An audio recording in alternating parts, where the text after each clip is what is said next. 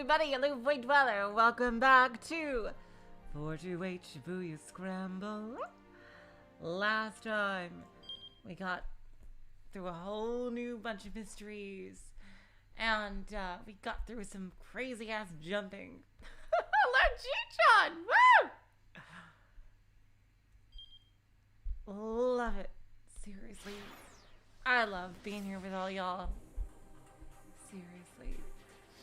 And we learned more about Alphard. Alphard. Sorry, it's so hard for me not to call him Alphard. Yep.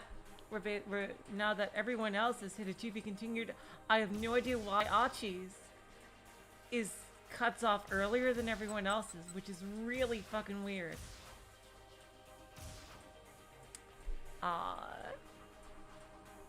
Thanks, Yu-chan. So, let's get back and solve a problem like Maria.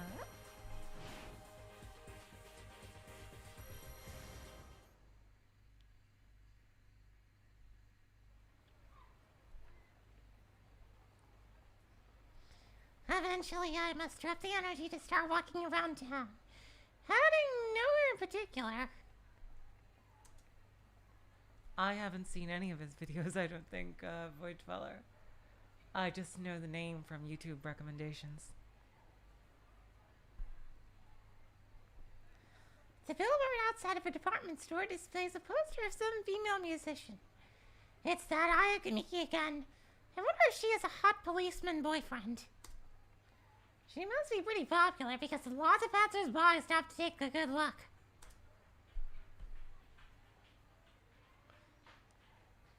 Oh wow, her outfit is badass. I love that type of boot and sock combination. I don't know, it's obviously too young for me, but I think it just looks so cool. I catch that little Hana in front of the billboard. She's showing something to a woman there. Some colorful sheets of paper. Probably looking for her dad. Huh? The woman looks a lot like the musician in the poster. Moreover, I have the feeling I've seen her someplace before. I wonder. And then the gears in the little lambda delta head starts turning. Where could I have seen her? Man, having amnesia is really a pain in the ass!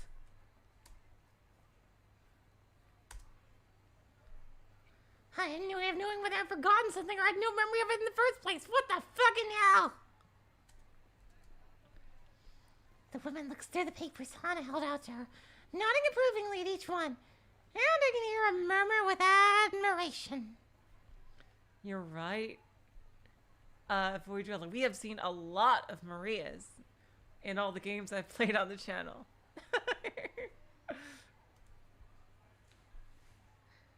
Hana! I leave as I scamper on over to her. As I do, the woman abruptly hurries off. It's one of my sister's middle names, too. Hey, so we meet again, I say. Hana just gives me a bored look. Hello, Advanced Lamb. Welcome to the stream. Yes. Woo! Who was that just now? I don't know. Hana quickly gathers up her belongings and starts walking briskly away. I think she might think that her father was killed. But we know that wasn't him. That was Tanaka, I believe. Or I think it was like the real Tanaka. Or maybe it was the actual Tanaka that we know. I'm still not like... It was either the Tanaka we know was a fake and the real Tanaka was killed, or they were both the real Tanaka and he was killed then. So, yeah. Oh, hey, wait up! I call out. The girl ignores me. She's moving in a jog now, heading from Spanish Hill towards Koendori. Spanish Hill. In Japan. Ah! As she steps onto Koandori, she trips and falls down hard. The contents of her bag spill out on the road. Oh, whoops. Catching up to her, I gather up some of the fallen pages. What's this? There are poems written on the colored paper.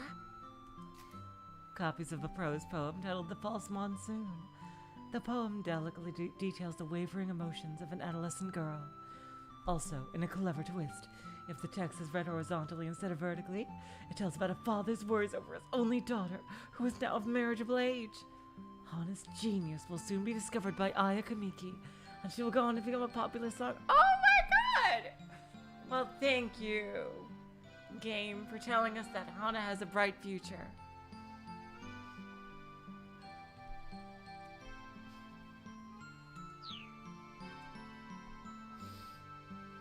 Hello, T. Welcome to the stream. A look of embarrassment crosses Hana's face, and she snatches the pages out of my hands. Don't touch those. Those are for sale. For sale? I'm selling poems that I wrote. Oh, wow! That's incredible! She looks surprised by the compliment. Incredible. My friends at school said they were dumb. Well, your friends suck. They're not your friends if they're doing that. And it's not you. I only said a little just now, but I thought it was a really good poem. You're just saying that. I've been out here in Shibuya for weeks trying to sell these, but the only person who bought one was that lady just now. I really hope she pays you royalties if she is who I think she is. Oh no, let's add a mournful sigh.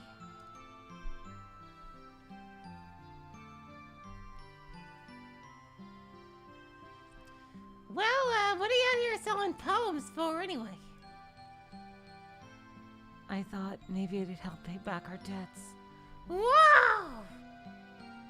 What is this, Hans Christian Andersen? Whoa. Huh? Okay, that's not something I'd expect to hear from a little kid. My dad's in real deep. She continues.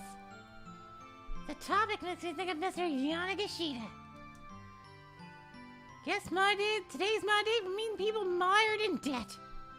If only they were more fiscally responsible like me and spent 40,000 yen on necklaces. And I'm only in elementary school, so I can't get a part-time job.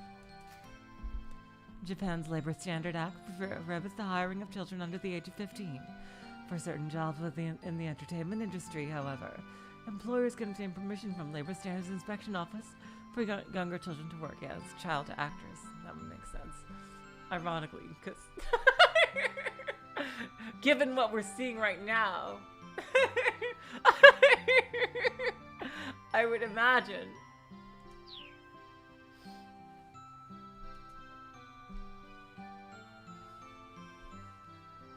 I'm impressed. She's so brave. She's maybe a little hard to approach, but she is just a kid after all. She's so brave, I just want to give her a hug. Oh! Oh! Oh no! You're so cute! Oh, that was someone else. I hear a strange wailing coming from behind me. Oh my god! Startled, I turn around to see Mr. Tayama standing there, tears streaming from his eyes. Oh no. I'm so sorry. I had no idea you were trying so hard to... Tayama rushes up to the girl. It's quite the emotional father-daughter reunion. Oh my god! At least that's how it looks until Hana slaps her father across the face with a bundle of papers. We would later learn that she dislocated his spine and he spent the rest of his life sleeping in bed. What was that for? Don't you give me that! I'm sick of all this running around! Ah, what a wholesome family moment. She delivers several more well-placed smokes with her little craft project. Okay, okay. Toyama says at last. I know you're upset, but I just have to ask her for one thing. Then we can see about getting through the day, yeah? Okay, but just one. I can't help but find this ornery interaction kind of charming. It makes me think of the days where I just drop chandeliers on the one I love. Oh.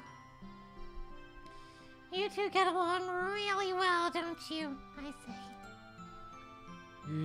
Yep. Nope.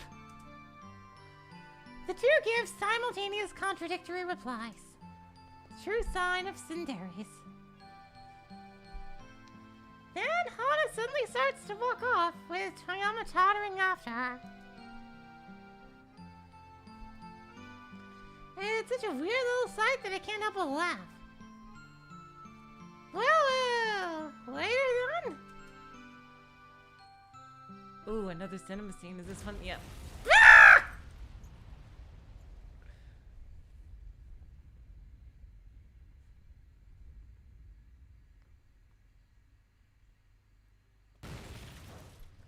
Oh, fuck berries.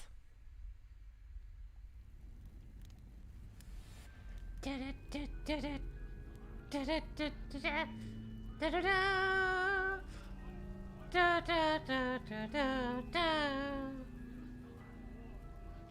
a post-apocalyptic future, it is only I, Thomas-Tom, that have survived. Farther along Koindori, I come across a car on the roadside that's spectacularly aflame. A group of onlookers surrounds it in a confused uproar. It seems almost unreal. Like I'm looking at a set for a TV show or something, or a visual novel made out of live-action stills. I stand there, staring into the flames. Huh? What's that? I can see something.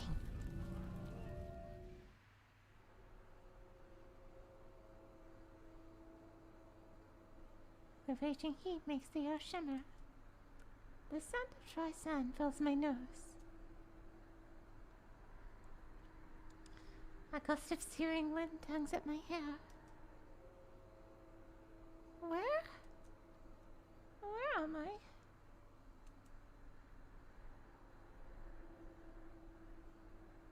Damn, we getting crazy now.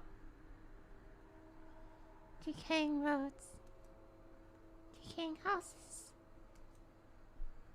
A decaying city. Oh my god, this is insane. It's like a vision of the future or something. Oh no, this was her time in the Middle East. And the people who live there. People who live. People who live. People who live. There's someone by my side. Someone is with me, watching all of this.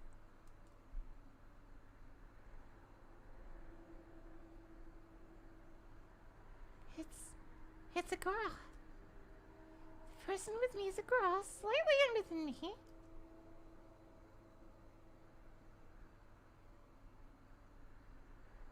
She said something to me. Anna is seeing me.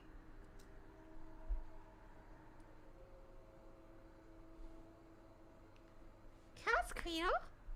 Oh, that's even what she said, okay. That's my voice now. Oh, thank you for telling me. Cat's cradle. Whose voice was that? She sounded really hot. What's going on? Who am I talking to? Yeah, Cat's Cradle. I'm showing someone how to do a Cat's Cradle with string. But who? Who am I showing how to do a Cat's Cradle?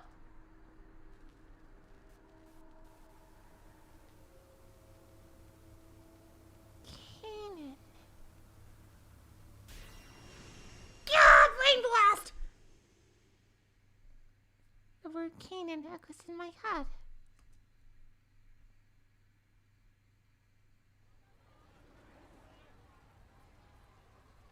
Kanan? I heard the name aloud. The images floating through my mind are beginning to break up and vanish. No, goddammit! When am I gonna have my full memories back? Fucking hell! But I feel like, for a brief moment at least, I caught hold of the edges of some of my lost memories.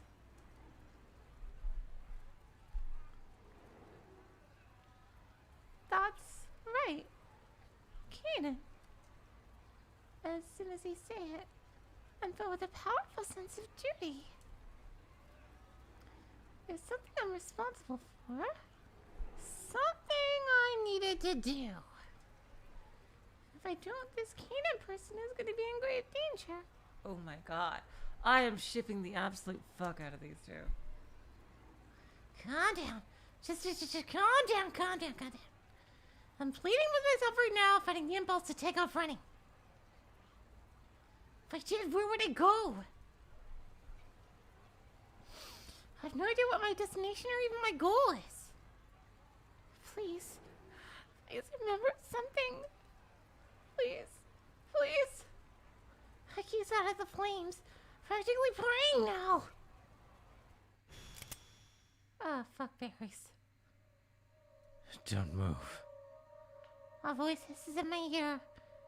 I feel something hard press against my back. Oh boy, no matter what that is, it is nothing good. I don't need to turn around to recognize whose voice it is. I thought you said you didn't have any business with... I do a little thinking. Oh goddamn it, it's backwards. I thought you said you didn't have any business with... I did a little thinking. Says the man with the cane, slowly. About how I might lure out Hitomi Osawa. See?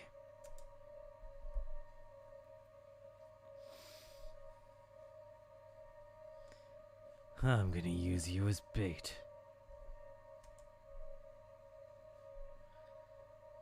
Oh, this is the greatest day, clearly. Fucking hell. To be continued.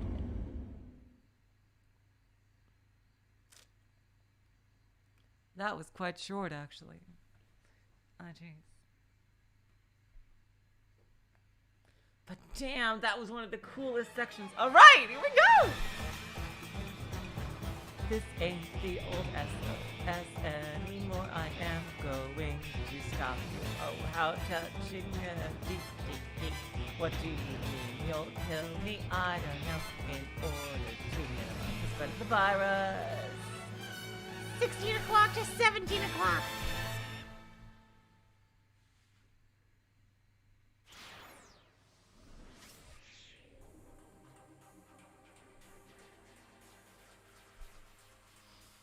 Okay, God, okay. You know what? I'm gonna do Achi, because look at how far behind he was.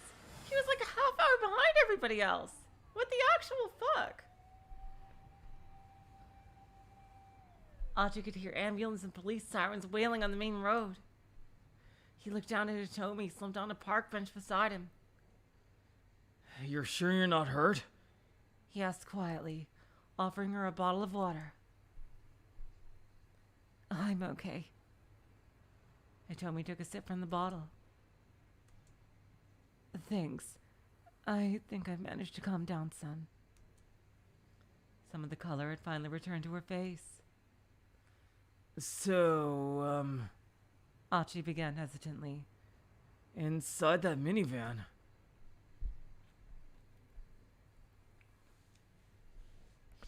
Maria wasn't in there. There was relief in her voice, but also a note of pathos. I don't know how to say that word. I got a look in through the windshield. There was a man laid out in the back seat, but nobody else. The dark cloud lifted from Achi's face. So it wasn't your sister? No, I didn't see his face. Just that he was wearing a business suit. Archie felt the tension ebbing from his body.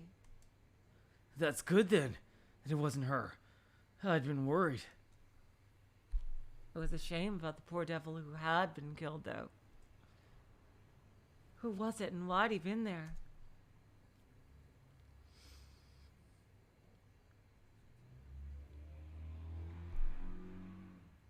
I don't know who's riding a motorcycle outside this time of night. So, I guess now we're at Elite's. Oh, God damn it! So, I guess now we're out of leads, Hitomi murmured. She hung her head. We could try the surveillance center again for now. Archie said. It'll probably give us better odds of finding your sister than just walking around. I guess you're right. Shall we then? Hold on. Archie had a sudden flash of inspiration. My house is a lot closer from here. Maybe I should ask my dad if we can check the cameras from home. You can do that? We have the same system in our house. I'm sure my dad will let us use them. Is that legal? Maybe. The two got up and headed for Endo Electronics.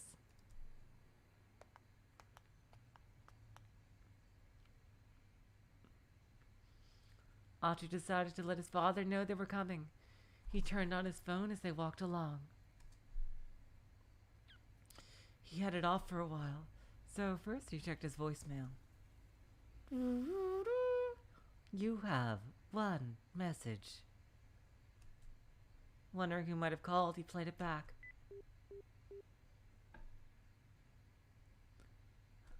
Is this Archie? Okay. Some rando. Is this Archie and his personal cell phone? This is Dr. Saiki from Shibuya General Hospital. Hello, Mirage. Welcome to the stream. Seichi Saiki, heart specialist and Suzune's attending physician. Oh, it's for his sister. His sister's doctor. A preeminent surgeon who has successfully performed the Batista procedure, wherein the left ventricle is reconstructed after a third of it has been removed. But, sadly, the person can no longer understand figurative speech.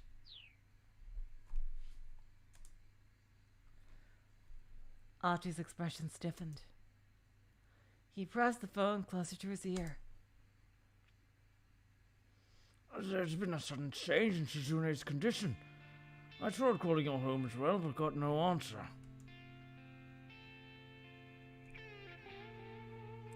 Time for the real folk blues here. Archie felt the edges of his vision growing dim. As a brother, it'll be good if you can come to the hospital as soon as possible. It's...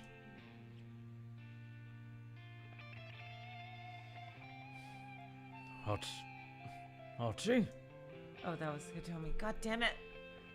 I hate it when they put the quote on a different line as the person who's saying it. Archie? Hitomi's voice was full of concern. Sorry. I just gotta make a call here. Fingers trembling, Archie dialed his house.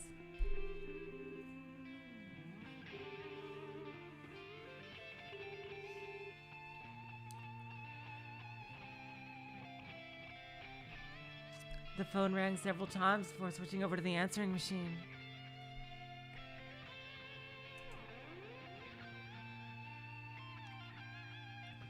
Damn it! Where the hell are you, Dad? What's wrong? Hitomi asked. It's Suzune. Sounds like Singa's gotten pretty bad. Well, then we need to go to the hospital right away, Hitomi said. She sounded as anxious as Archie was. We can't go yet. Archie shook his head quietly. First we have to save your sister. Hitomi bristled angrily at that. What are you talking about? She grabbed Archie by the arm and shook him. Right now you need to be thinking about your sister! I can't. I made a promise to Susumu. Promise to help people. See things through to the end when something important is on the line. He struggled to get the words out. If I break that promise, then I really am no good to her. But Hitomi didn't look like she was gonna back down.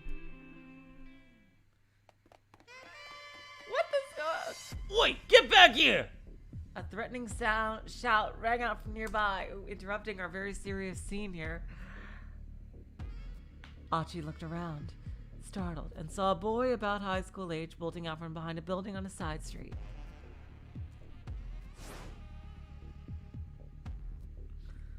Several slightly older young men were hot on his heels. Achi knew their faces all too well. They were all members of the SOS Brigade. They caught their quarry just before he could make it out onto the main road. Gotcha, newbie.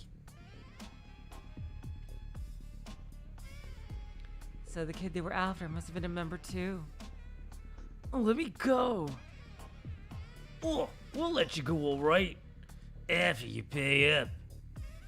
One of the young men snatched the boy by the collar and shoved him against the wall of a nearby building. Ah! The boy's face scrunched up. What are you talking about? Playing dumb, huh? Interjected one of the onlookers. We told you that all members have to pay monthly dues. Yeah. The privilege of getting to call yourself SOS don't come free, after all. Achi felt his blood boil. SOS was trying to pull a shakedown on this new kid under the guise of calling it dues. Dude, you are like 5 sizes too small to call yourself Mr. Shakedown. Slang for extortion, a full-fledged crime. Naturally, the direct shakedown Give me all your money, punk! is quite unpleasant, but more roundabout ways of being shaken down can still leave a bad taste in one's mouth. Someone who was surrounded on the street by 8 people in a pompadours said, Begging your pardon, but could you please hand over your money? might suffer no physical harm, but would still be the victim of a shakedown.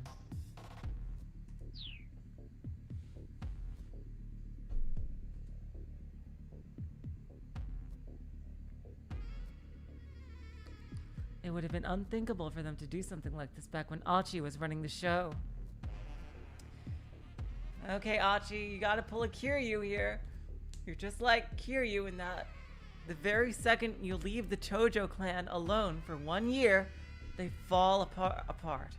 Like a new bad guy is gonna come along, fuck everything up. You keep trying to retire, and then you say, nope, gotta leave Haruka where she is and go and beat everybody up, and then go back into retirement again and again and again, because all these new villains keep showing up. Hey, He barked. let the kid go. He marched toward the group. Say what now? They turned to look, their faces immediately going pale. Oh, hey, Achi. Let him go.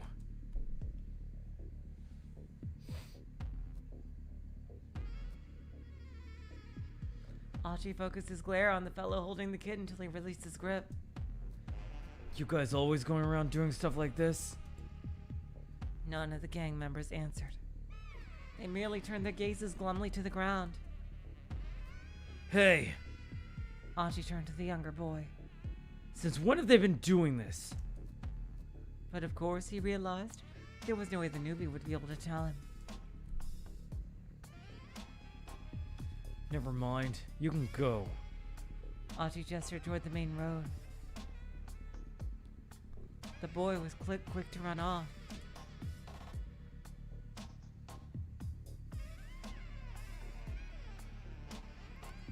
Achi waited until the boy was gone before turning back to the others. Does Susumu know you're been going around collecting dudes like this? He asked. Man, we don't gotta tell you that. One of them muttered. Not since you deserted. What'd you just say? Archie leaned in close, hitting right in the guy's face. He was met with a defiant sneer. This ain't the old SOS anymore. Not the old SOS. Archie thought back to the other gang member he'd run into earlier, with the malicious gleam in his eyes.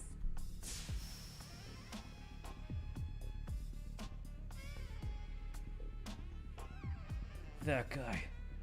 Pretty sure he said his name was Kiryu. Back when Archie had been with SOS, he'd never let a guy like that get away with acting all high and mighty. Looks like this Kiryu, ironically, is gonna be Archie's final boss.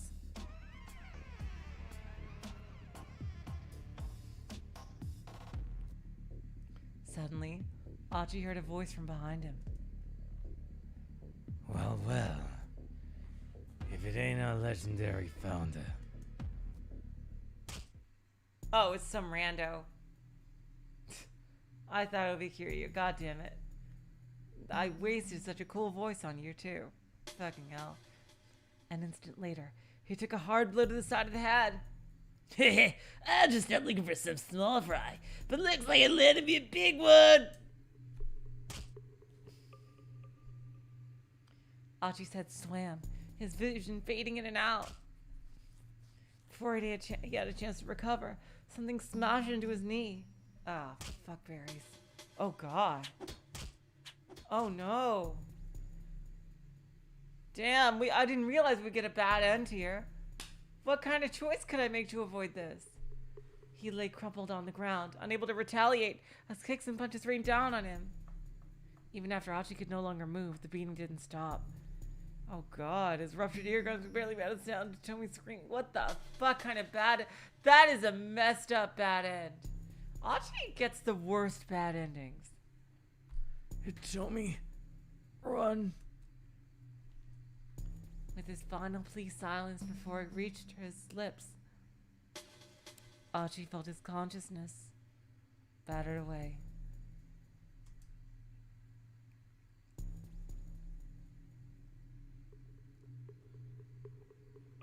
Damn it. Wait, that wasn't Kiryu, it was Kiryu's ambushing him. Oh wait, so that was Kiryu. He looked really fucking weird like that. Kiryu turned up out of nowhere and gave Archie a beatdown with a piece of timber. But just before he attacked Archie, Kiryu had run into someone else.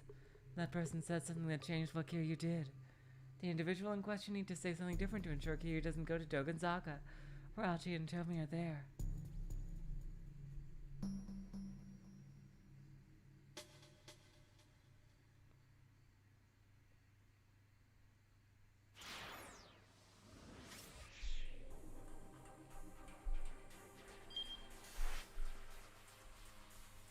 Oh wow, okay, so that actually took us pretty far down. Way past everyone's starting point. Oh, I see.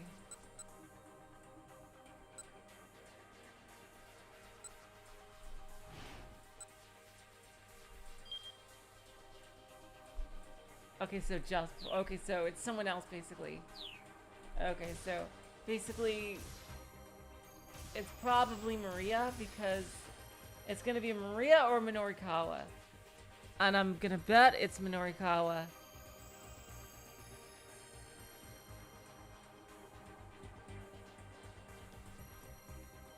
One of those two is gonna run into him, and we have to tell him not to go to Dogonzaka. Okay. Kind of an odd way to put it, like they could have easily had that scene in its proper hour. Alright, let's do Norikawa. And we know by now that he definitely didn't commit suicide. I don't know why he thought that was Toyama. Norikawa needed to get back to the editing office right away. But despite the urgency, he barely stumbled along. was swaying on his feet, only half aware of where he was even going. No.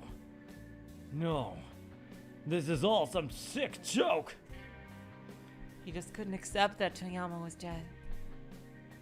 He let out a lifeless sigh. A cynical smile crept onto his face.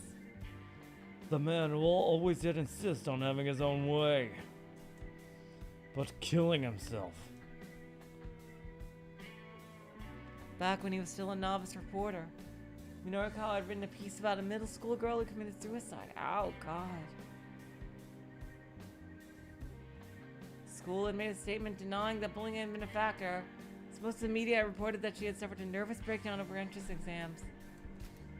I mean, in Japan, that's more likely than the other thing. In America, people would call out that bullshit faster than you can blink. But in Japan, they take tests so seriously that that's pretty believable.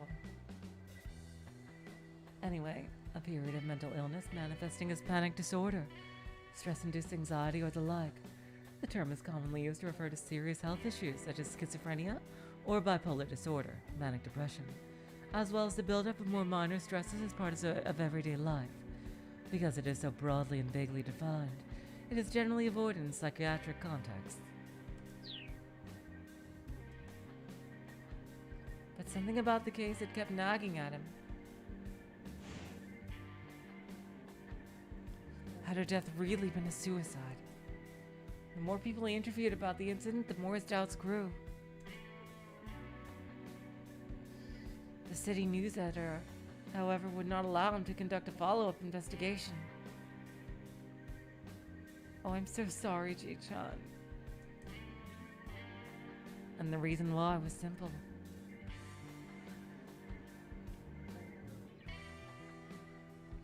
This was the sort of thing that happened every day. They couldn't waste time on a case that was already on the books. It was more important for a reporter to find news stories than to squander time engrossed in a case that was old news. I guess it makes sense from a media perspective. I mean, it's not like it's his job to investigate stuff that's already finished, because, like, that would be a detective's job to investigate something like that, rather than a reporter. Norikawa understood the editor's decision well enough, but that didn't mean he had to like it. He'd been sulking up on the roof, slowly nursing a cigarette, when the paper's local news copy editor Toyama happened to drop by. Ooh, we're getting backstory between Norikawa and Toyama. It's awesome. At a newspaper, an employee who evaluates the quality and suitability of reporters' copy and coverage. Effectively the boss of a group of reporters. However, the copy editor typically works under a section editor who has the final say about what makes the page. A middle management position caught between upstart reporters and an angry section chief. Did they say no to the follow-up interviews? Toyama asked. About that girl's suicide? The name of the girl who killed herself was Chiharu Fuyutsuki. After reading her diary, Norikawa became convinced it wasn't an ordinary suicide. Hello, Ablis. Welcome to the stream. 6 years from now, Norikawa will run into a certain teacher, and the investigation into the student's death will be reopened. But that's another story for another time. Oh, wow. Get a little preview of stuff that's gonna happen.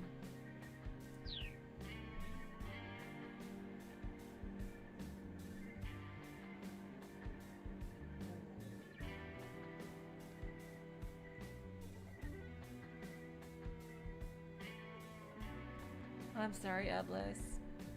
That's okay, but thank you for trying. You know, that means a lot to me. But your real life stuff always comes before it, so don't feel bad about it. Yeah. Norikawa expelled a plume of smoke along with a sigh. Nothing tasted quite as bad as a cigarette when he was down in the dumps. Why does he taste it if it tastes bad when he's being depressed? So, what are you going to do? I'm not gonna do anything. Norikawa said. Editor told me no. Oh? Editor said not to? You sound like a child. The rebuff made Norikawa's temper flare. There are other interviews to do. I want to follow up on this, but there isn't any time. You dumbass! Wow. He was a completely different person in the past. Toyama hauled off and hit him right across the face. What happened to I write what I feel in my heart? That's the one thing I refuse to back down on. What happened to the guy who used to bitch at me like that? Toyama's words hit their mark with painful precision. The interviews aren't over until you have what you need. No, you refuse to let them be over. You go after the truth no matter what anyone tells you. Isn't that what being a journalist is all about? Norikawa scowled in chagrin. The man was exactly right. Until you have what you need. Those words had stuck with Norikawa ever since. In fact, he'd quit the paper to become a freelancer because he couldn't do his job the way he wanted while trapped in that hierarchy. Definitely, Ji-chan. I was wondering why he was backing him up so much, and this is like, he was a completely different person. Now he wondered. What if Toyama hadn't killed himself, but had instead been the victim of a terrorist attack? But after considering the idea for a moment, he thought bitterly.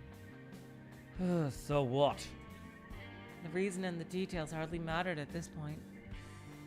What mattered was that Toyama was dead. And from his perspective, his whole reason for running around doing all these interviews is completely gone.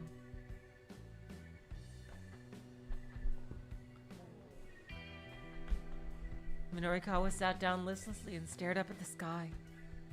The blank swath of blue made him feel all the more worn out.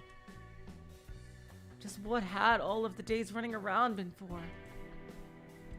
He felt so empty, so hollowed out by loss. All his motivation had drained away. He had no idea what he should do next. Hey, Minoru Norikawa. What should you do? He tried to listen to his inner voice. Okay, these are the same. Okay. I think these are the same.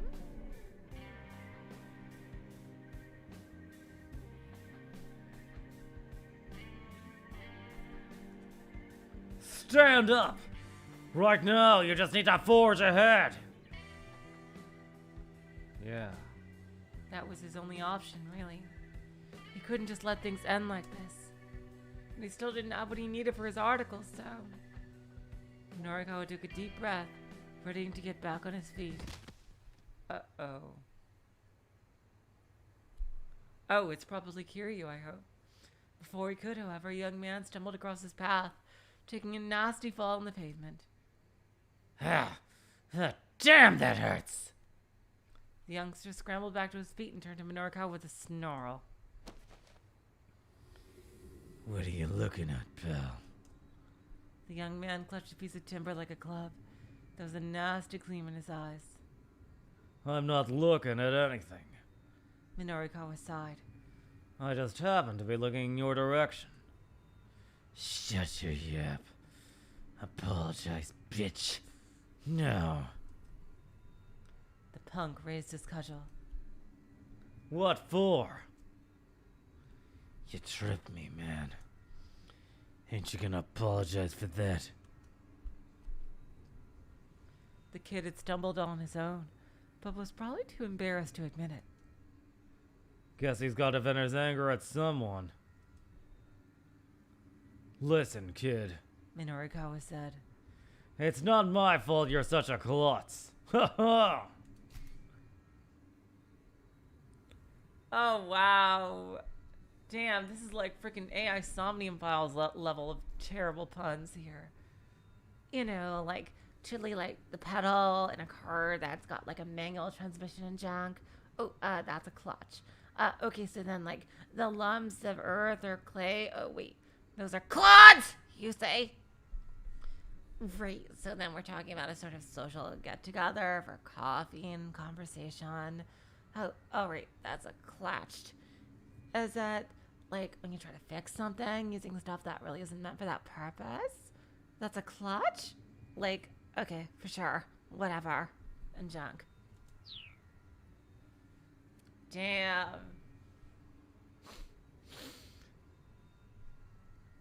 That's like fucking... Japanese puns 90% of the time do not translate well. The hell you just say to me? You got a death wish, pal. Yes, Evelyn, that was my attempt at doing Peridot. You clods! Oh, jeez. With a murderous glare, the punk advanced on him, brandishing his weapon. Hey! Norikawa said.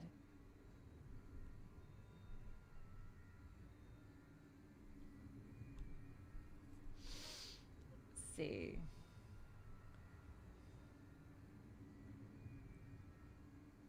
Alright, I think I'm gonna have to make these two fight. Bring it on!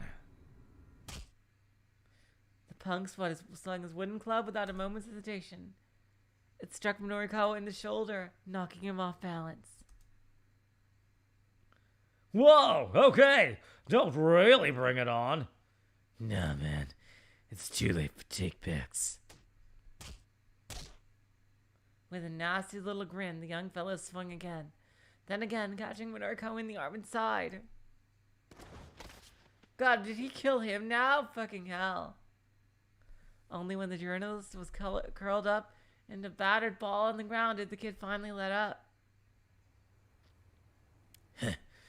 Good to get a little warm up before I take down that other bitch. Weapon still in hand, the punk marched off towards Jogensaka. Fucking hell! No!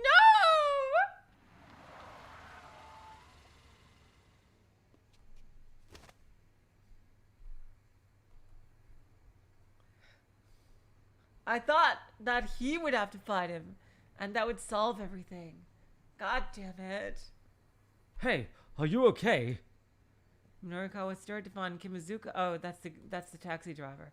Hey, are you okay? Kimazuka at his side. Once he has a King Kong badge. Literally a King Kong badge. Wonder how he's avoiding copyright on that.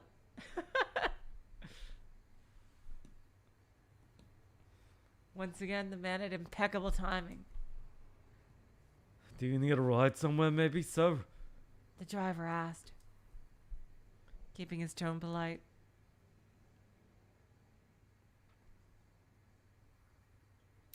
Yeah, I do. To the hospital. This ain't the real Kiryu. This is just a cheap imitation. You know which Kiryu this is? This is the fake Kiryu that friggin' that keeps running into throughout all the games. A hot-headed young punk gave Norikawa a beating that it shouldn't be quite so confrontational. I thought that if I just let him go on his way, he would go to beat up Achi.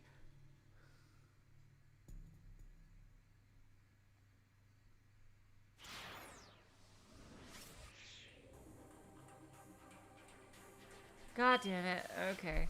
Well, at least this is an easy enough choice right here. I mean, it's like not dependent on someone else's choices, but on his. And just saying sorry is just gonna... Is it fun, hitting people with that thing? The corner of the punk's mouth curled up. Oh yeah, real fun. Only a dumbass beats people with their bare hands. You're not Kiryu. You just wind up hurting your fists. If you're gonna enjoy some violence, you gotta have yourself a weapon. Haha! I see. In that case, give me a big bit of rest with that stick, yeah? Huh? What for? The punk scowled in irritation. Don't get me wrong. Norikawa said. I'm just saying there have to be better weapons than that. Something that could take a man down in a single blow. No! God damn it!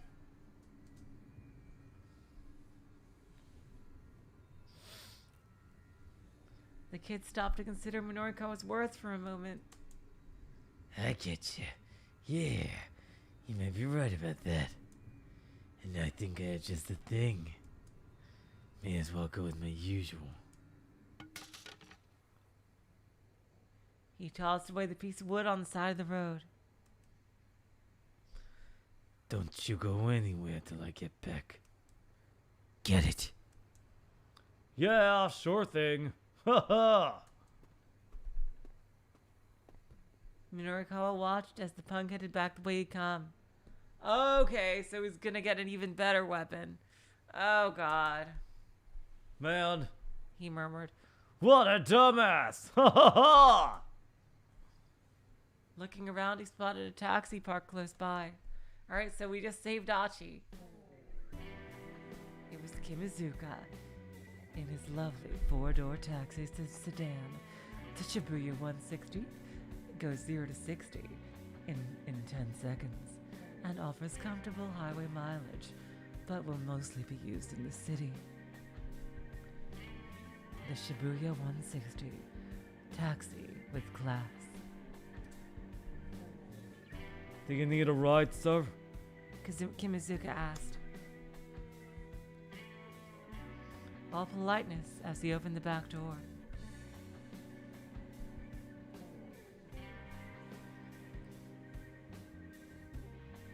If you're heading to the publishing office again, I can. Oh, if you hadn't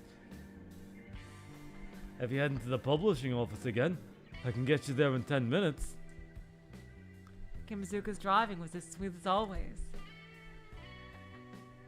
He wove his way skillfully through a series of back streets. All lean down in the back streets. Never out if you don't go. Never shine if you don't glow. Hey now, you're an all-star. Okay. There was some big explosion earlier. He explained. The main roads are all gridlocked. Yeah, Norikawa muttered. I was there when it happened. Oh wow, really? I'm glad to see you not hurt then. Still, what a terrible thing. That minivan. I hear someone was inside when it exploded. I'm not sure if you were aware. Yeah, I'm aware. Oh, nothing gets past a reporter like you, I see. Haha. Kimizuka flashed Norikawa an approving smile through the rearview mirror. How much have you heard then? Rumor has it that the person who died was a middle-aged man. Oh, huh. We taxi drivers have to hear quite a bit ourselves. Kimizuka chuckled, but Norikawa just cast his eyes down forlornly. You look tired, sir. Yeah, I guess so. But justice never sleeps. But I do. His reply was barely audible. Suddenly, someone rushed out into the street and right in front of the cab. God damn it, Archie! Can't you stay alive for more than 1 minute? Look out! Fucking hell, Archie! Seriously! Oh my god. There was a heavy thunk as the taxi crashed into the pedestrian. Archie, you're kind of reminding me of the girl from freaking what was it? I keep thinking it's called like Spirit Trap or Ghost Trick. Yeah. Archie, you're really being like the girl from Ghost Trick here. Just like dying every 10 minutes and expecting someone to bail you out, acting like it's no big thing. Like, seriously, Archie?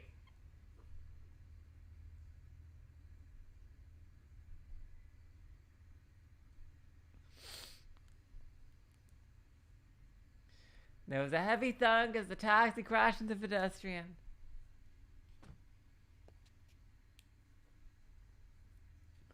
Screeching to a halt. Kimazuka and Norikawa jumped out of the vehicle to find a young man splayed onto the street. Hey! The driver called. You alright? I died again. The fallen pedestrian was practically still a kid, and he wasn't moving. Kimazuka hunkered down and jostled his shoulder. Then his expression stiffened in alarm. Norikawa checked the young man's pulse, but couldn't detect any heartbeat. Oh no! Kimazuka said. This is... Tears began to well up in his eyes. Norikawa turned to him in surprise. You know him? I did. Kimazuka cradled the young man in his arms. I'm sorry, but you'll have to find yourself another taxi, he said.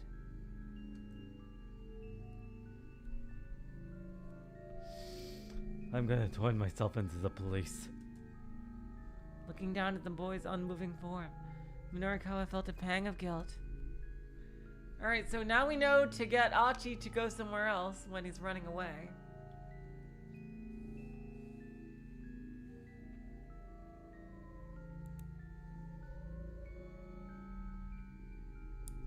No, He said. I'm the one who's been asking you to drive around so recklessly all day. This is on me, too. But I'll go with you to the cops. Bad end. Here we go. The two men decided to head to the station together to surrender themselves. There probably wouldn't be any time to work on writing articles when they're being interrogated. But that was just how it had to be. It'd have to be. This was the right thing to do. It really is. Norikawa just had to keep telling himself that, knowing it was the truth.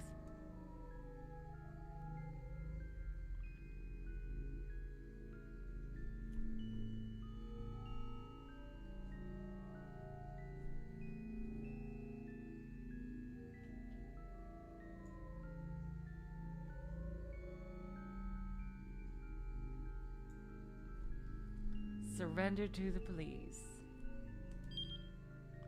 Norikawa's day ended in disaster when taxiing at Achi. But why did he run in there? God damn it, Achi. God damn it, puppy. Seriously, whatever. God. Achi. What are you doing, Achi? Achi! I know. Edith. I know no one's gonna get that reference. Okay. Let's see.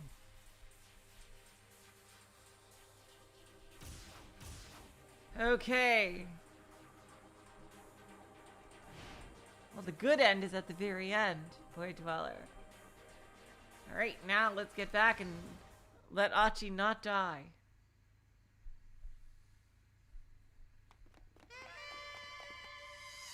Boy, get back here. Threatening shout. Okay. Oh, we have to redo this part too. Seriously.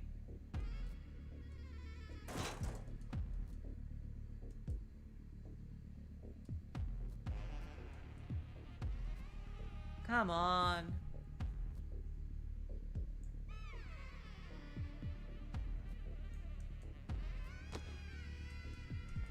Let's get through.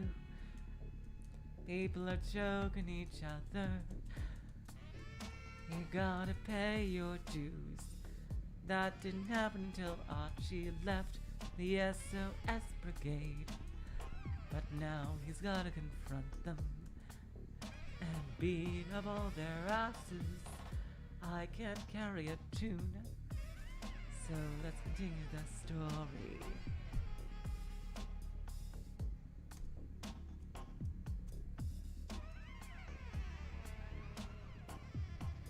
Here we go. I think this is a good spot. Archie focuses glare on the fellow holding the kid until he released his grip.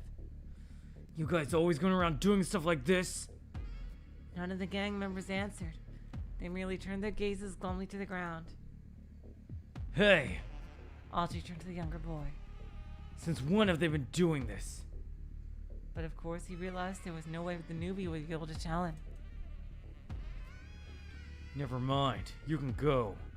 Archie gestured toward the main road.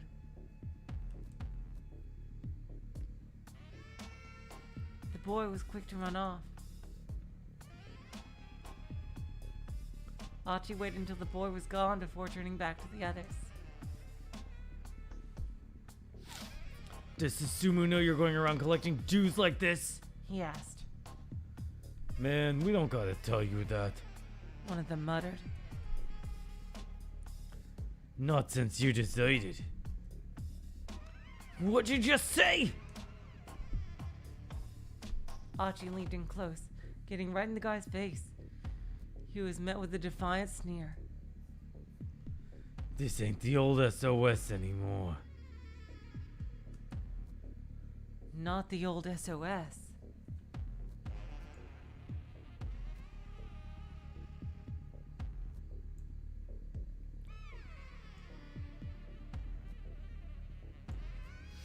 Archie thought back to the other gang member he'd run into earlier, with the malicious gleam in his eyes. That guy. Pretty sure he said his name was Kiryu? Back when Archie had been with SOS, he'd never let a guy like that get away with acting all high and mighty. Now it seemed like all these young fellows already followed suit, eager to take him down a peg. You're old news, pal. Ain't your business to tell us how to do things. Listen, I've had a bad day. Archie felt a confusing flood of anger and sadness that he couldn't quite control. I'm not messing around here, you guys. He grabbed the nearest punk by the collar and hefted him up into the air. Then someone shouted, "How? I fixed it!" Oh, it's okay, so it's some other... Oh, Susumu's there, okay. Hey, what are you doing? Archie put the guy down and turned around to see Susumu standing there. Mind telling me just what's going on here, Archie? Susumu flashed his underlings a sharp glare. They immediately took to their heels. Okay, here we go. Save Archie's life. Just what the hell was going on with SOS? Archie needed to talk to Susumu.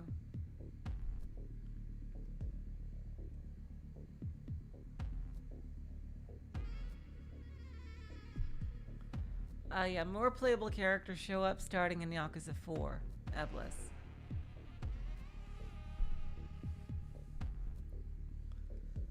Yes, what was going on here?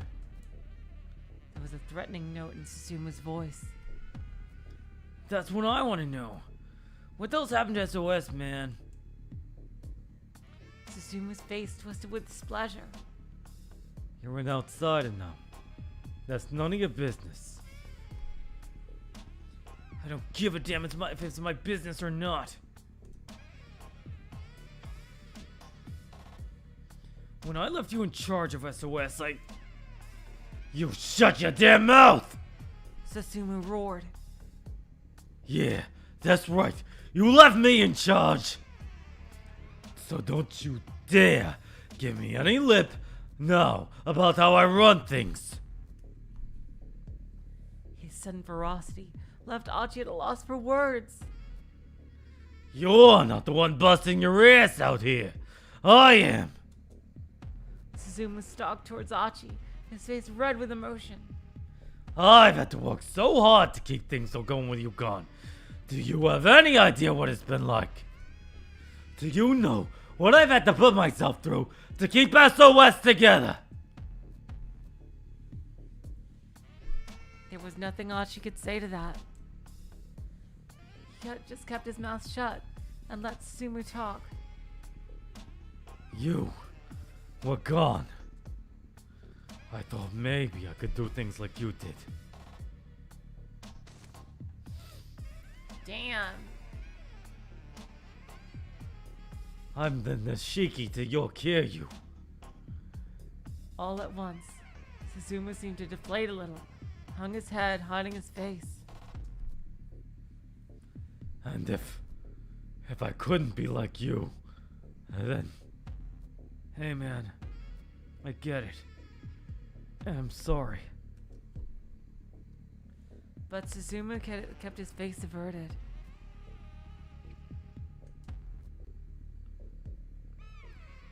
Please, He muttered. stay out of our business.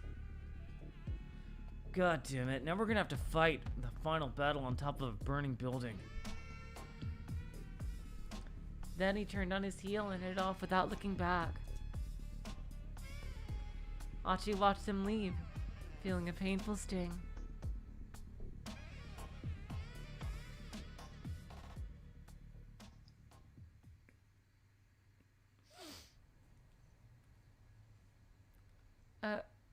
Achi?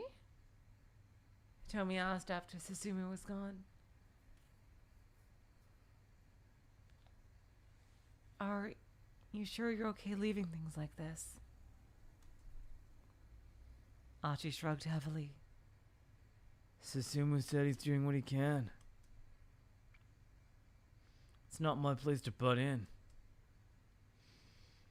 He turned his back on Tomi.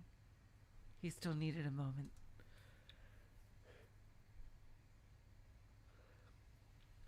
Achi, you're being unreasonable. About what?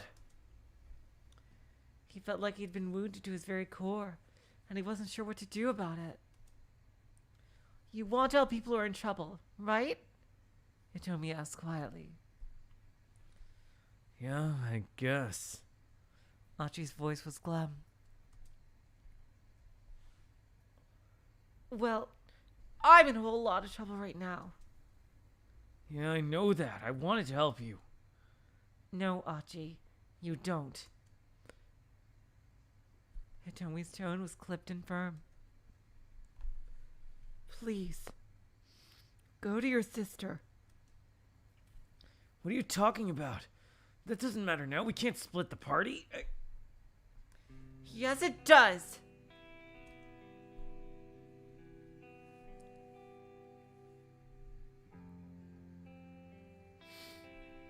Hitomi's shout stopped him in his tracks. Achi, right now, the thing I'm having the most trouble with is that you won't go to the hospital. Don't you get it? How can I possibly be happy with you helping me if you have to sacrifice your own sister to do it?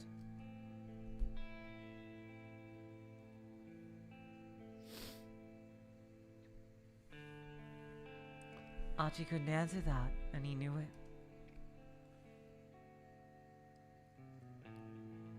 Please, go to the hospital.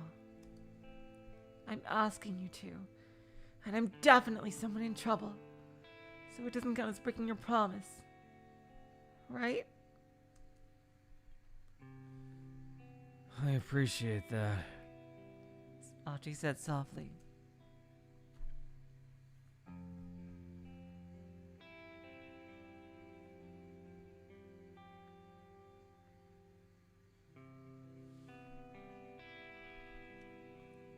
I guess we're gonna go to the hospital. So, yeah. How about we drop by the hospital for a bit?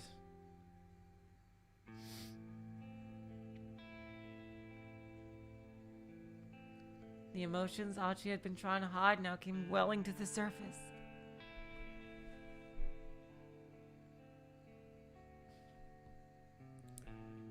Well, we'll go see Suzune, and after that, we can go look for your sister. Would that be okay with you? That would be more than okay with me, Achi. And at long last, Hitomi smiled at him. This is awesome. Oh, I really love their relationship. Woo! Back in sync with each other, Achi and Hitomi headed to the hospital. Am I gonna get a keep out here? Oh no.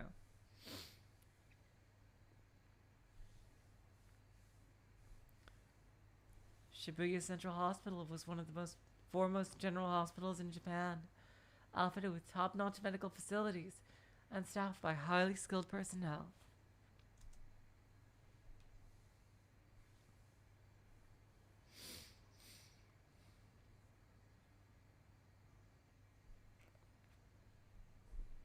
Individuals like Suzune with rare blood types were sent to the hospital from far and wide because of its cutting-edge hematology center. The hospital division that deals with blood. Its goal is to provide high-end care to patients with blood disorders, including blood screening, treatments, transfusions, the management and supply of blood products, and other related services.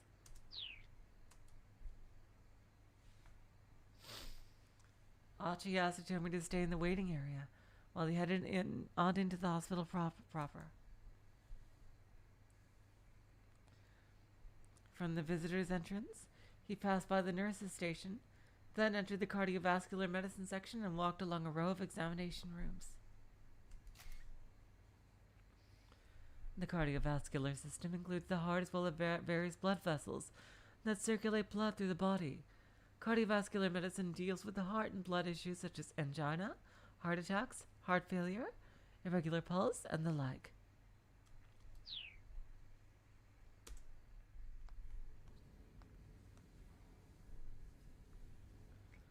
He walked by the first room as quietly as possible, catching sight of a mother and daughter sitting together in chairs at the hallway.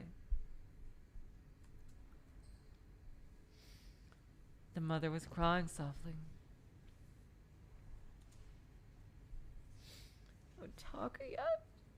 He's only 15. So I didn't.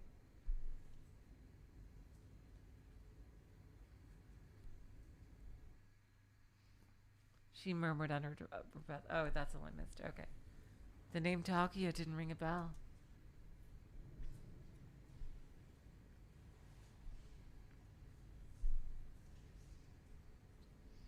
It was the only 15 that got a reaction out of Achi.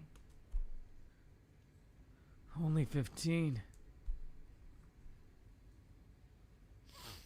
Oh my god. He couldn't imagine anything good coming after that.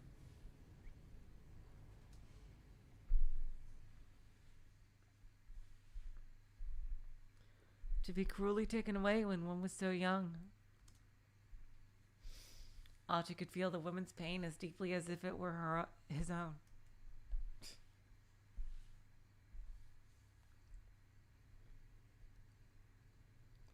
When he reached Suzune's room, Dr. Saki, the attending physician, explained her condition.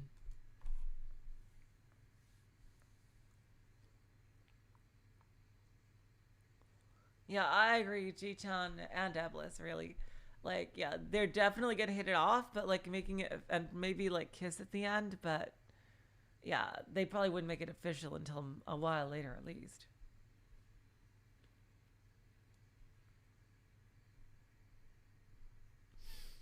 The doctor did his best to keep his explanation simple, but Achi was too worked out to process much of what he said.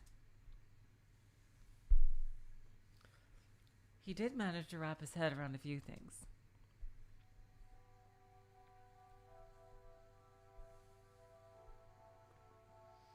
At around 10 o'clock that morning, Suzune had had a seizure. For a while it had been touch and go, but finally her condition had stabilized. However, since she hadn't regained consciousness yet, she wasn't allowed any visitors. I just realized the title of this stream makes no fucking sense. I'm gonna change it to something Yakuza related. You guys can pitch me titles if you want. That was the gist as far as Achi could tell.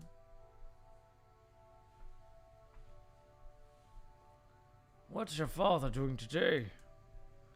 He still hasn't come by. Dr. Saki said. Achi wasn't sure what to tell him. It certainly was odd. There was no way his father wouldn't have rushed right to the hospital if he'd just heard Suzune had taken a turn for the worse. He's probably out repairing the shit that Norikawa forgot to tell the people at the theater.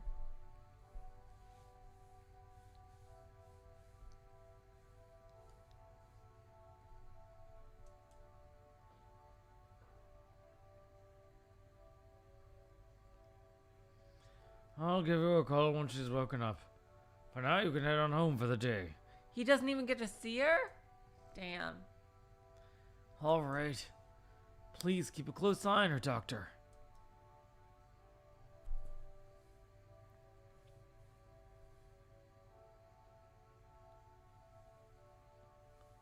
Somberly, Achi went to find Hitomi in the waiting area. No you don't, Void Dweller. Only a basic understanding of chemistry is needed to understand biology, to do biology. You do need a basic understanding of chemical principles, but nothing too in-depth. Biochemistry will greatly help you understand biology.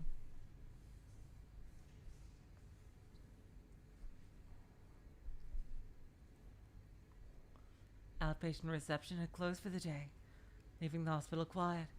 His footsteps echoed softly in the corridors. Then, as he walked along, a peculiar sound drew his attention. It had come from over by the base of a nearby stairwell.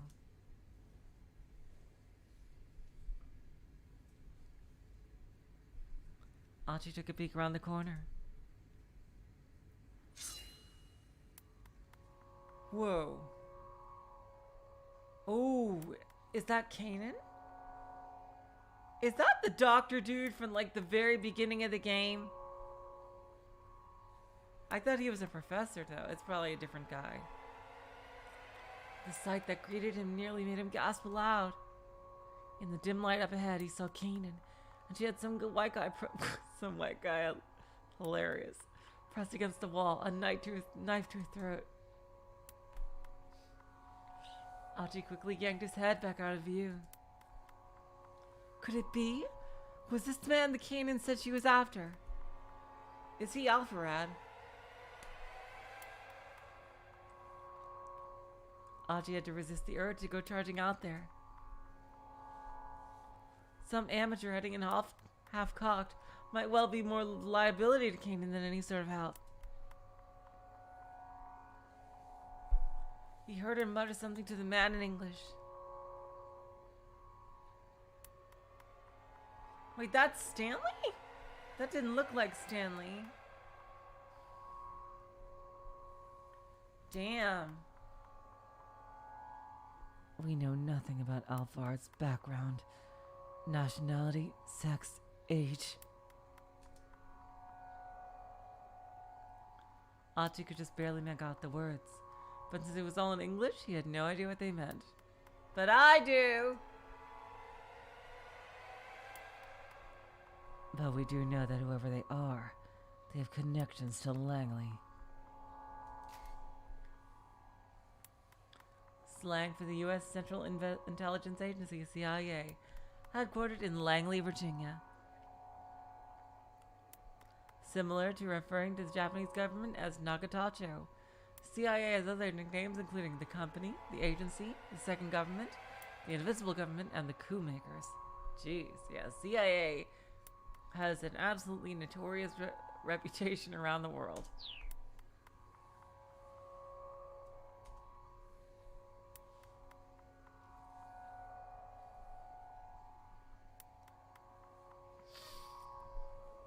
Achi peeked out again.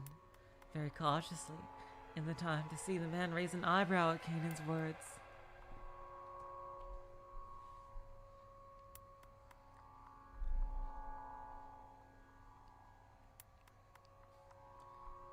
Interesting.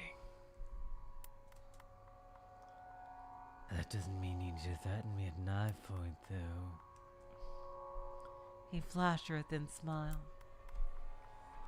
It does, actually. Because I happen to know that you're a CIA agent. Technically known as officers, the CIA refers to its own spies as agents. Someone in charge of directing agents is called a case officer. Case officers are stationed in embassies across the world in the public guise of diplomats, soldiers, and the like.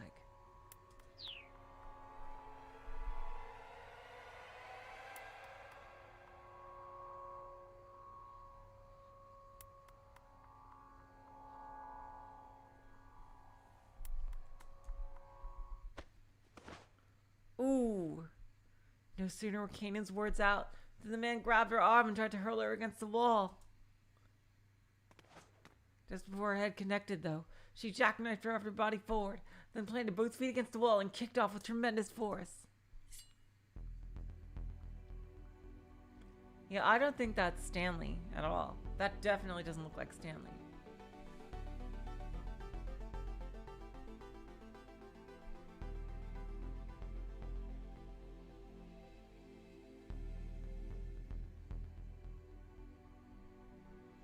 She used her momentum to launch herself forward, regaining her position with her knife against the man's throat. Damn, she looks really cool right there. Uh-oh.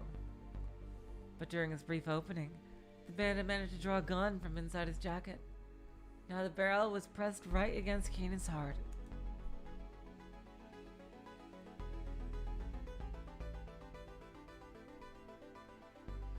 Archie swallowed the lump in his throat.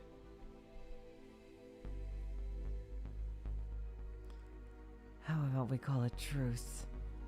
Kanan said softly. She withdrew her knife.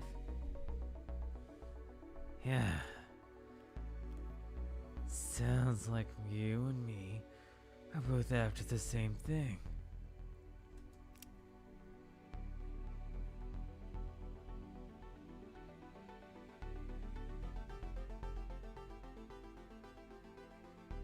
The man likewise lowered his gun. With a faint smile, Kanan turned her back on him and vanished down the adjacent stairwell.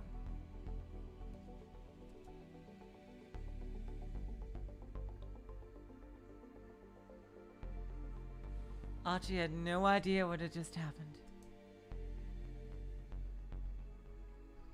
They'd stopped fighting, though, so this guy probably wasn't Kanan's mastermind after all. If only Archie spoke a little English, he might have been able to follow their conversation, but I could. He found himself wishing he'd taken school more seriously. When he looked again, he saw that the man too had disappeared.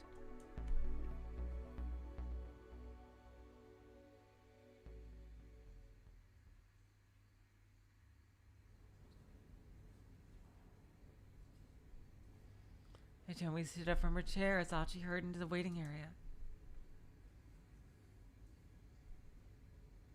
Oh, hold on, Neil, for a second. I will be right back.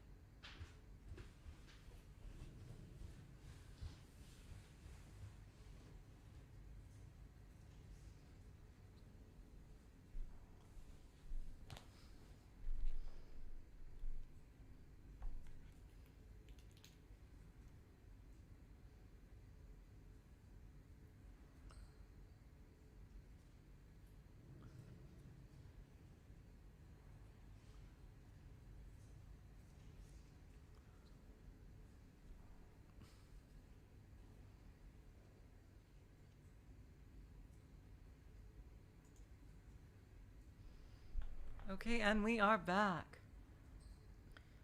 How's Suzune? She asked. Suzune? Oh, yeah, that's right. That's why we came here. For now, she's not in any immediate danger, they said. Oh, that's good to hear. Could have said that over the phone. But more importantly, Kanan was here just now. What? Why? I'm not sure. Not smart enough to figure that out. Achi slumped his shoulders. Huh? What? I'm not quite sure what you mean.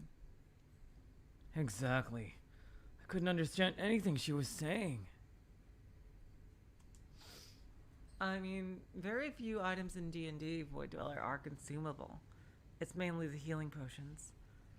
And, because, like, encounters in D&D are unique and you can die fairly easily, I would definitely use your items if you need to use them. That's just what I would do. Like, you use what you have if you need it.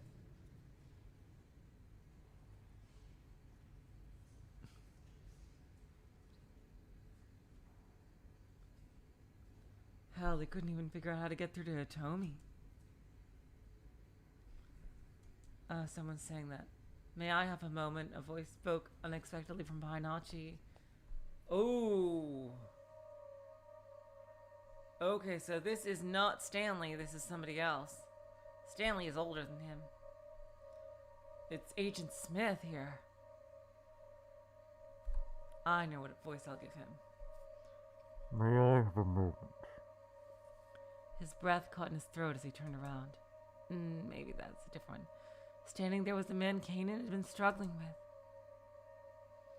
with. What's up? Achi asked. That's totally fine, Ji-chan. You go to sleep if you're tired. He tried to sound as nonchalant as possible. But the man wasn't looking at Achi. Yep.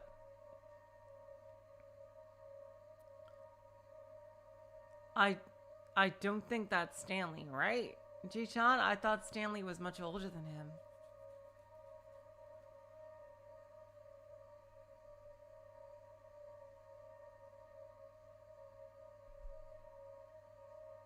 Is that Stanley, or is the different light making him look completely different? I knew someone would make that fucking joke. Void Dweller. I fucking knew it. You're Hitomi Osawa. Is that right? Yes? Hey! Achi snapped. Keep your distance! He stepped protectively in front of Hitomi. This guy, he's not what he looks like. Well, I mean, he looks like a secret agent, and he is, so he is what he looks like. Achi clenched his fists and adopted a defensive posture.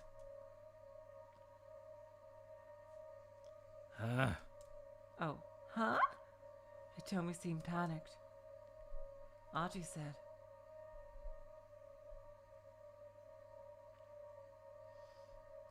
okay, so I'm gonna do B because I don't want Achi to give away that they know Kanan. I don't know who he is, but he's not our friend. The man calmly reached to his jacket pocket. Fearing he might be about to draw his gun, Achi braced for action. It is Stanley! What the fuck?!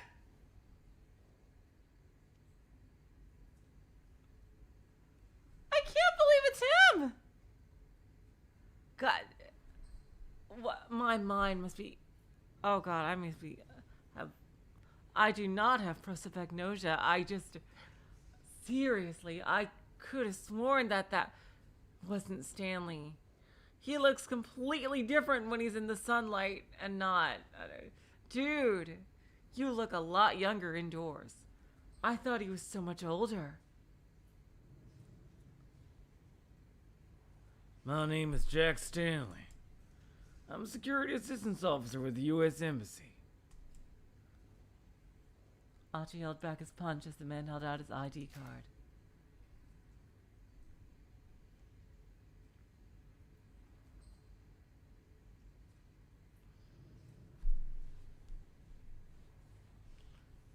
Why did he assign? And the ambassador is John Hancock, of course. Resurrected from the dead to be an ambassador to Japan. Now, I thought he was at least like 40 or 50 years old. Well, he could be 40, but I thought he was like an older dude. Because I kept thinking of it like as like, Men in Black with Tommy Lee Jones and Will Smith. And like, that's what it seemed like to me. I thought he was so much older.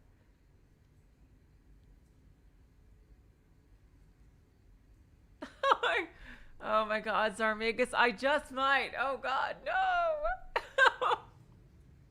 Well, no, Kiryu, I genuinely did not remember what he looked like.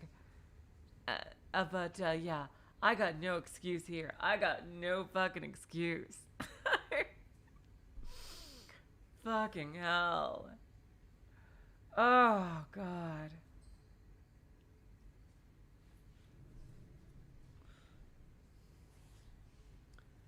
Diplomats are issued diplomatic passports and diplomatic ID cards by their own home governments.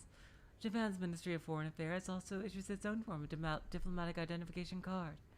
The CIA provides such identification to its operatives working overseas to help maintain their false identities.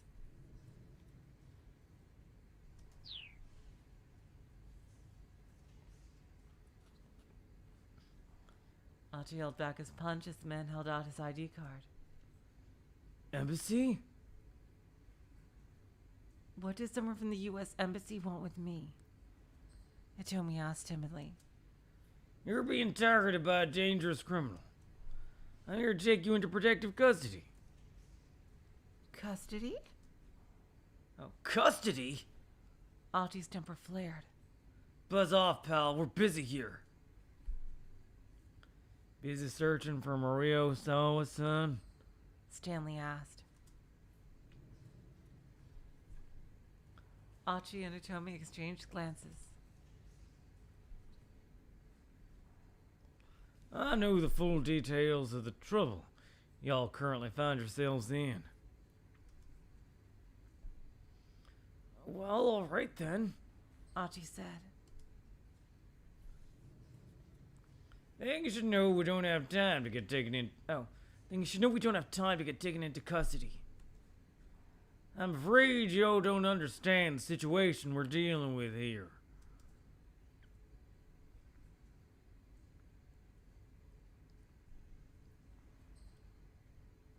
We're up against a dangerous international criminal here. Taking reckless action is only going to put a life in danger. Don't be a fool, son. This is no time to play the knight in shining armor. Hey! Achi was infuriated, but he couldn't think of a comeback. After all, it was true that Hitomi had run into danger time and time again when she was with him. But I'm already safe, Hitomi insisted. I'm only here now because Achi has been protecting me. She eyed Stanley sharply. I've got Achi with me. I don't need your protection. Oh my God. That is so sweet. She trusts him so much. That is adorable. Achi felt a surge of pride that practically brought tears to his eyes.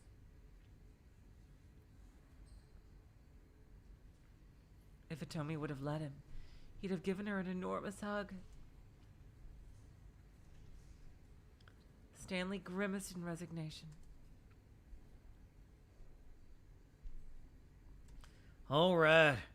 In that case, how about I join your search for Maria? I can keep you safe that way instead. No. Come on, new party member. Come on, let's go. I don't know. Hitomi grabbed hold of Achi's sleeve. This Stanley fellow didn't have the most trustworthy face. Achi thought, yeah, come on. Have Stanley with you. Oh my God. That would be so cool to have Stanley and Achi together. So we can mentor Achi as well. That would be so cool. But I realized he might be biased after being chased around by foreigners all day. Stanley is cool. He's one of the coolest characters in the whole story, I think. I'm so sorry for not recognizing you. He looks so much older in the sunlight. I thought he had what? I thought he had gray hair. Like, seriously. That's how I remembered him, at least.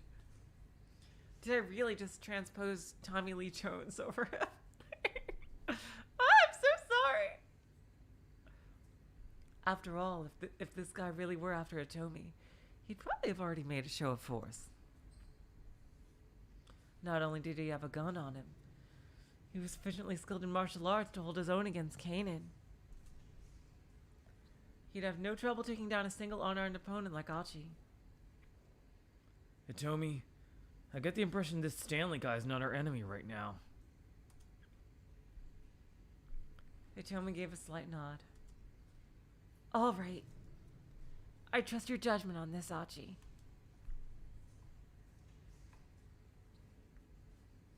Now then, what's the plan from here? Stanley asked. Not wandering aimlessly around town, I hope. Getting into wacky situations. There was a trace of snidness in his voice. You can just keep your mouth shut. Achi replied. This is gonna be amazing! Stanley has joined Achi's party. We can wander around town all day if we feel like it. Right, Hitomi? Two can play the snarky game. He thought to himself. Poor Hitomi looked distressed. Very well, if that's what you want. I can stay quiet.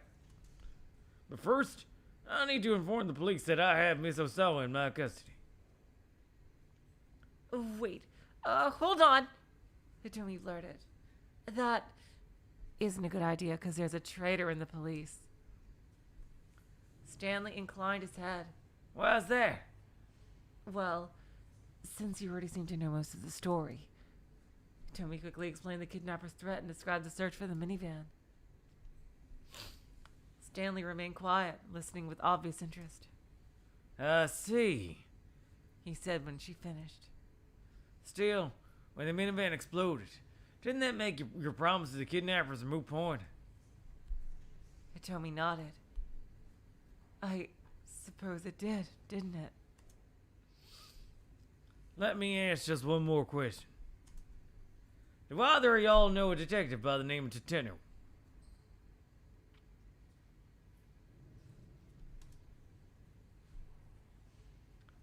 No, we haven't run into any detectives. Yeah, exactly. The only folks we seem to run into are guys who are after Hitomi. I see. A grim expression crossed Stanley's face. Yep, Cane Man is absolutely Tateno. Yep. Right. I'm gonna get in touch with the investigation task force. I'll have them contact your parents for you. Would y'all mind speaking with them so they can confirm it's really y'all? Sure. All right, Hitomi said. Oh, wow, we're going to see this from Osawa's side. Eventually, I mean. Stanley got on his wireless and described their current circumstances to the police. Uh-oh. Mr. Endo, hold on. Mr. Endo, hold on! Suddenly, Dr. Saiki appeared running down the hallway. There's something I forgot to tell you. Regarding your father. Oh my god, something happened to him? Oh? Achi got a sinking feeling. Oh. I got a call from him yesterday afternoon, and he asked me something rather odd.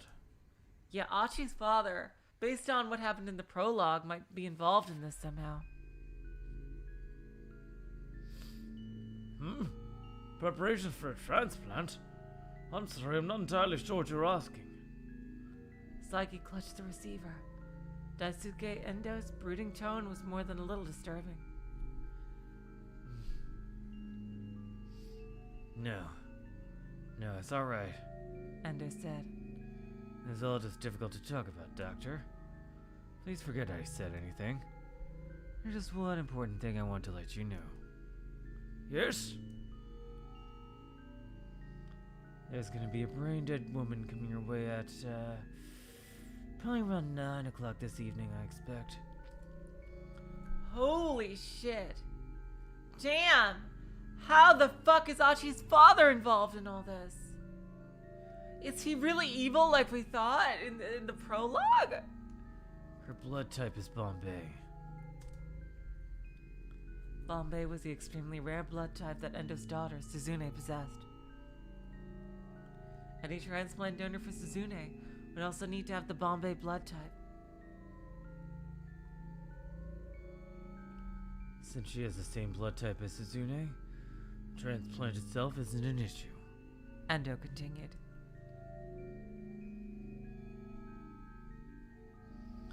The only thing I'm concerned about is whether the procedure can be done with a limited time window.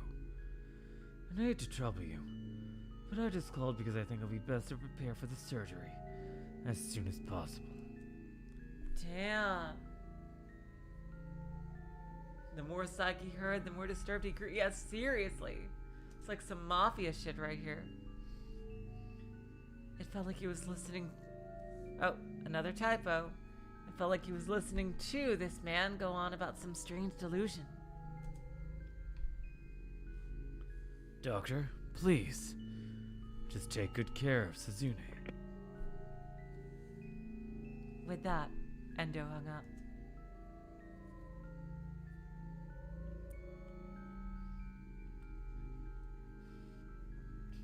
Achi kept quiet as he listened to Dr. Psyche tell his story. Of course, that was yesterday, and I still haven't heard anything about a brain-dead girl turning up. After all, only God would know someone who would wind up in a state of brain death. But still, there was just something very strange about what your father said. It was as if he was certain someone was going to wind up brain dead, or... Just stop right there! Achi exclaimed. God, poor Achi! Stanley and Hitomi turned in surprise. They were still in the middle of their wireless call to the police. Don't get me wrong. The doctor said hastily. I'm not trying to imply that your father would hurt anyone. What I'm worried about is your father's mental state and... No! Achi interrupted him again. That's not it! His own words from earlier spun within his head.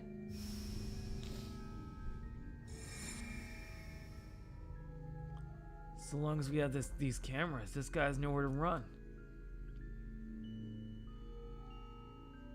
The security cameras.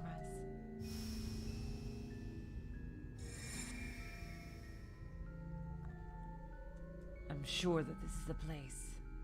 The man with the cane. He'd been on the phone with someone. He's working with Titano.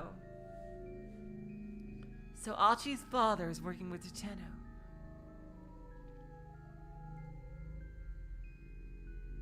Hello, Mystery Theater.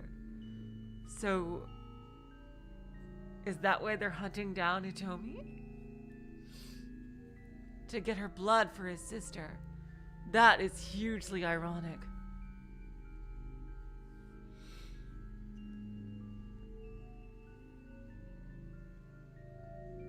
The man with the cane, he'd been on the phone with someone. That didn't mean anything. It was just a coincidence. It couldn't be true. Achi searched desperately for some other explanation. That was it. Anyone from the downtown committee could have used the camera monitoring room. Uh-oh. Yeah, no one's been that checked today. Nothing wrong with a little nap, yeah? No dice. No one from downtown had been by the surveillance room today. It couldn't be. It couldn't! Achi began to tremble. Is something the matter? Hitomi asked. Achi, you're pale as a ghost.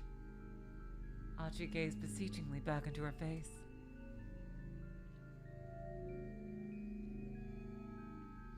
With just one simple question, he could clear this whole thing up. Please, tell me I'm overthinking this. He prayed inwardly before asking. Hitomi, Would you mind telling me your blood type? Yep. Oh God. So how does Toteno know Achi's father?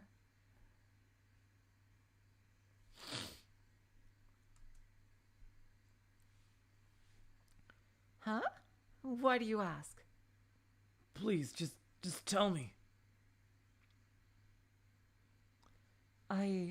Here we go. Oh my God. Have a sort of weird blood type, Hitomi said. I do not know what my blood type is. It's called Bombay. To be continued. Yep. Why is Toteno acting as a hitman for Achi's father? The last piece of the puzzle fell into place. There was no longer any room for doubt. Achi found himself facing a sad and painful truth.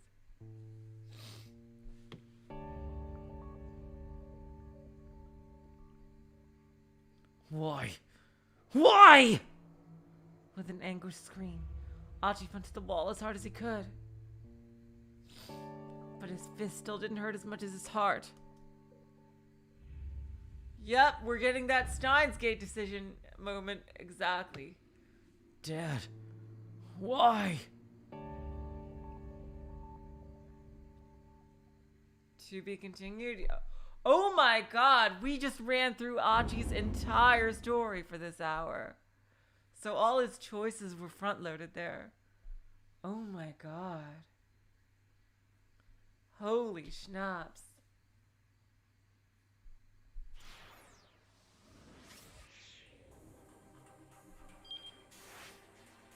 And once again, he ends it on the half hour. Seriously, why? Why does Achi keep doing that, man? Seriously. Just hold on one more second.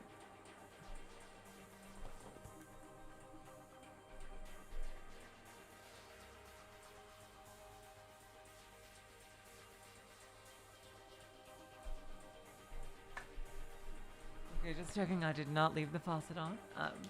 Who do you guys want to leave off on? Do you want to do more of Norikawa to leave off on?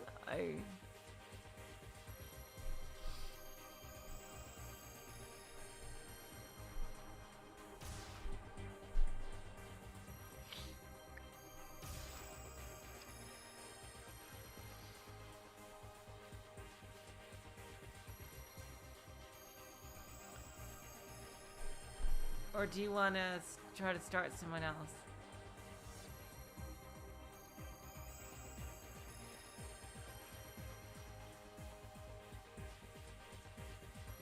Yeah, I'm definitely changing the title of this stream. Hold on.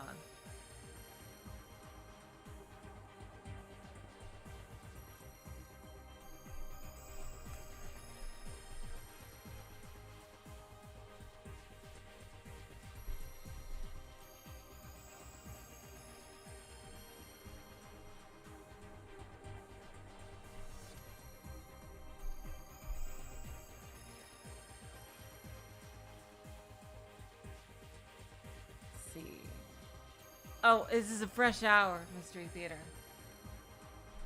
We basically finished Achi's branch right here. Tama, you want to go back to Tama? Okay.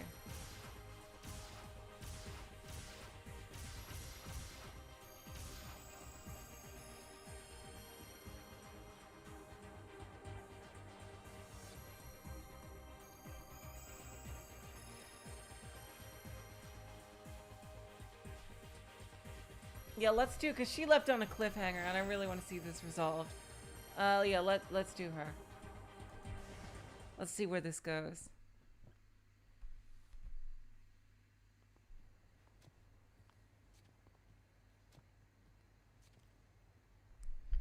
I walked counter to the throng of people heading toward the scene of the explosion. The explosion happened in Shibuya-ku, Jinan, Wanjom, near the intersection of Kowandori and Oregon Hill. There's a gun pressed against my back, leaving me no choice but to continue marching forward. I don't have time for this right now. There's something I need to do. My frantic sense of urgency grows and grows. Kanan, The only clue I have is that name. The other hazy snippets that have surfaced in my memory find no answers. Please, just tell me. I murmur. Do you know who I am? When the man with the cane doesn't answer, I stop in my tracks. I'm gonna start shouting. I warn him.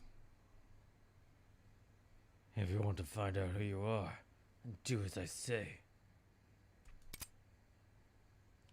The barrel of the gun jabs more forcefully into my back. Once we find Hitomi Osawa, you'll remember, whether you like it or not. Yeah, that would totally make sense that because he knows who Achi is, so naturally he would know Achi's father.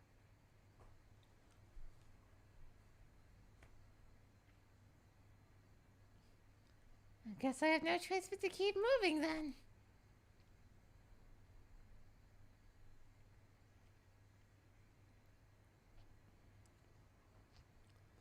Are your memories really that precious to you? The man mutters as we start to move again. I'm taken aback by the question. Well, yeah, I mean, isn't that pretty normal?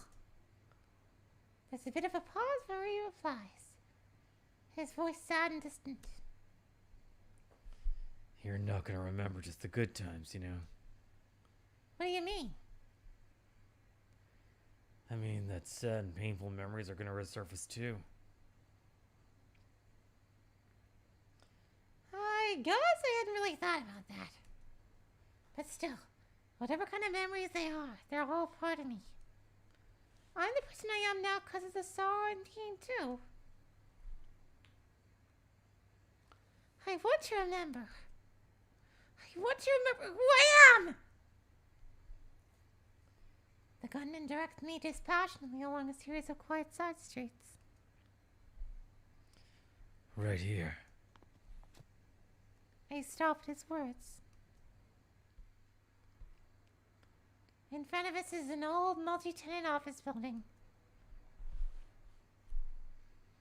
We ride the elevator to the 8th floor, then use the emergency exit to take the stairs up to the roof.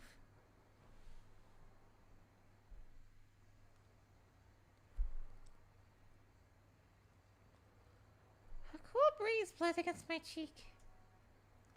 Sit down there. I do as he says, sitting myself in the outdoor air conditioning unit. Oh, they're gonna talk. Okay. The man lowers his gun, but keeps it in hand. We'll wait here for a bit. For how long?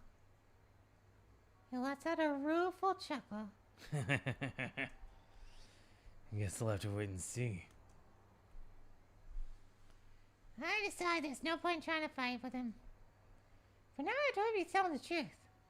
And never will coming will help me get my memories back.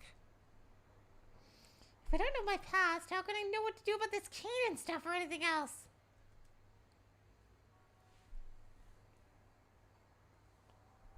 I stare up at the sky as I wait for whatever this assassin is waiting for. The silence between us is suffocating.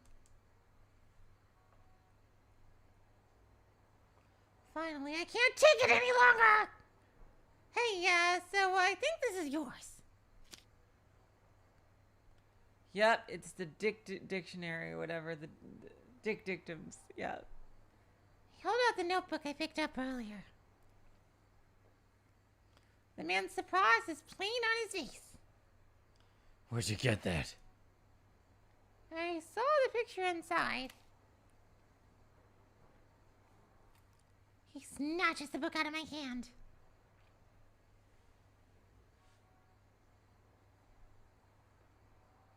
Then he flips through it, looking sad. I'm afraid that another agonizing silence is about to end when he speaks at last. There's a picture of me and my childhood friends. Okay. Okay.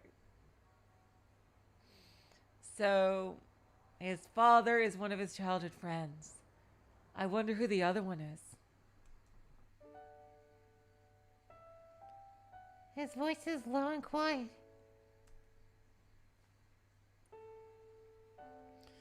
We were inseparable back when we were kids. This boy here, he always liked to fiddle with machines. Always doing things like taking apart radios and whatnot and putting them back together. He was a total bookworm too, so I got picked on a lot. I was always there to save him from the bullies. All of a sudden, the guy's in a sharing mood, I guess. Before he kills me, I can feel his aura of murderous rage starting to abate. This girl here was the same age as us, but she felt more like a big sister. Whatever stupid things that my other friend and I got up to, she was always willing to laugh it off. We ended up being in a ninja team together.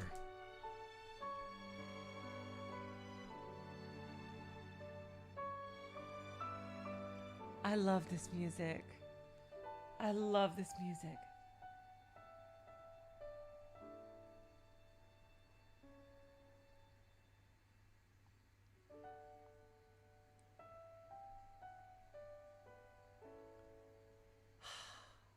So nice. I really want to do C.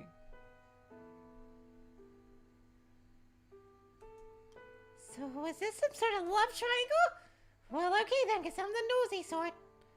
The man grimaces but nods.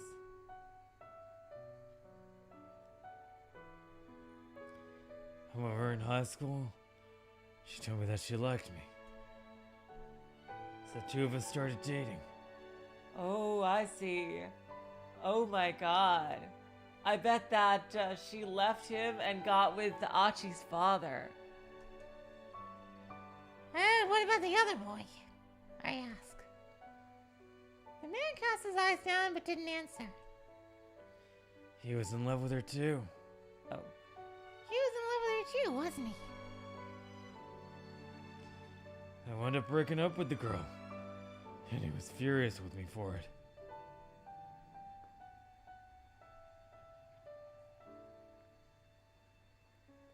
The man carefully slips the notebook into the pocket inside his jacket. I'm incapable of making other people happy. Well, you make Kano very happy. Why is that? That's the sort of person I am. Wow. Toteno is actually a giant mood. Oh my god. Holy fuck. He lets out a little chuckle, then stands up and brushes the dust off his pants. He looks strangely lonely. Fucking hell, was this seriously? That keep out had to be perfectly timed. Oh my god. Son of a bitch. Okay. Okay, you guys. That was only 10 minutes into the hour, too. Oh my god.